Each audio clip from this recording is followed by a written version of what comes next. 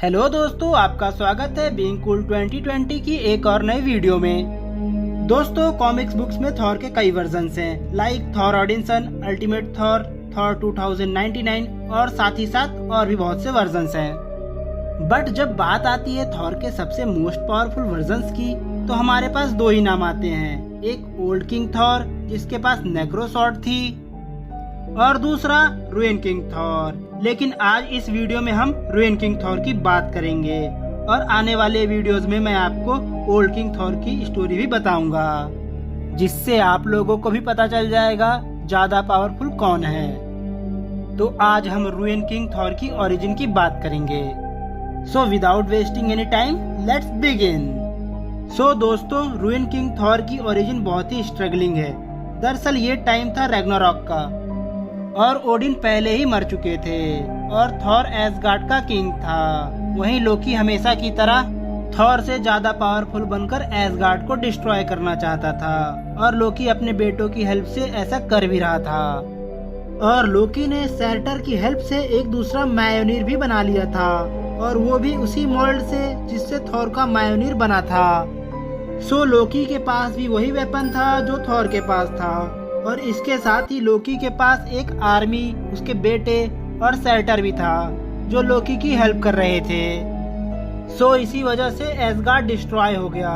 Thor के सभी लोग मर रहे थे, और जो बच निकले वो लोकी की आर्मी से बचने की कोशिश कर रहे थे। मतलब कि यह पूरी तरह से एसगार्ड का अंत था, यानी कि रैग्नारॉक। और धीरे धीरे थॉर को भी ये बात समझ में आने लगी थी, क्योंकि उसका हर वार और हर कोशिश फेल हो रही थी, यहाँ तक कि उसका हैमर भी टूट गया, और अब उसके पास इतनी ताकत भी नहीं बची थी कि वो अपने लोगों को मरने से बचा सके। बट थॉर और बाकी के एसगार्डियंस के बीच एक डिफरेंस था। वो एक गॉड होने के बावजूद भी एक ह्यूमन की जिंदगी जी रहा था।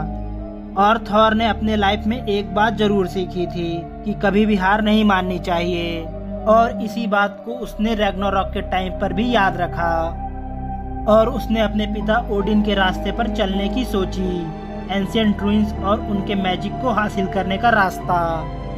और वो इतना टफ था कि थॉर को ओडिन के जैसे ही अपनी एक आंख मिमिर के कुएं में डालनी थी, और वर्ल्ड ट्री से 9 दिन के लिए फांसी लगाकर लटकना था। तब जाके उसे वो सभी ताकतें मिल सकती थी जिससे वो अपने लोगों को बचा सके। पर जब थॉर ने अपनी एक आंख कुएं में डाली तो ऐसा कुछ नहीं हुआ, क्योंकि थॉर के पिता ओडिन पहले ही इस रास्ते पर चल चुके थे। तो इसके बाद थॉर को ओडिन से भी बढ़कर कुछ और करना पड़ा।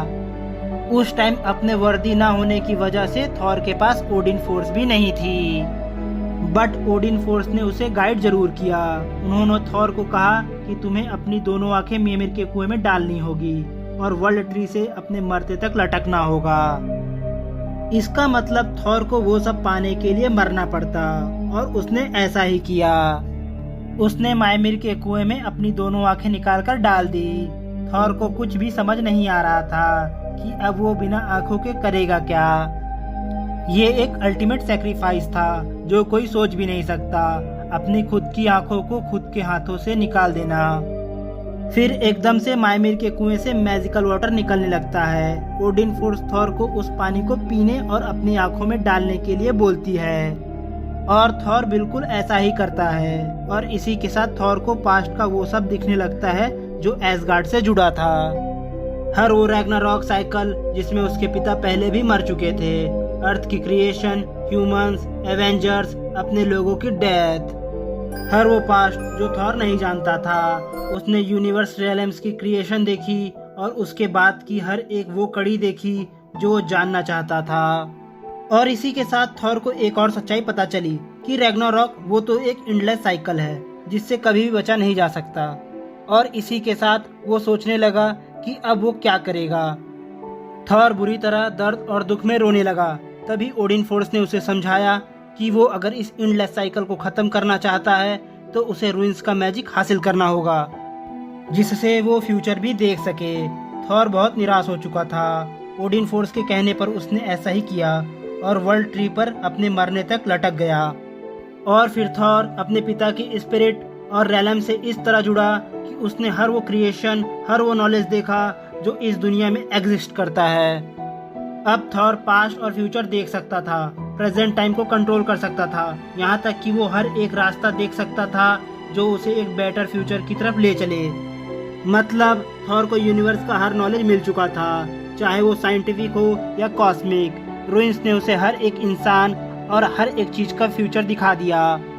वो सब इतना भयानक था कि थॉर तड़पने लगा। उसे ये भी पता चला कि सिर्फ डिस्ट्रक्शन के बाद ही क्रिएशन की जा सकती है, और रैग्नारॉक वही थी। एंशिएंट रुइंस ने उसे हर एक चीज का फ्यूचर दिखा दिया। उसने ह्यूमंस और हर गॉड के कर्म को देखा, हर एक बैटल जो जीती गई और हारी गई।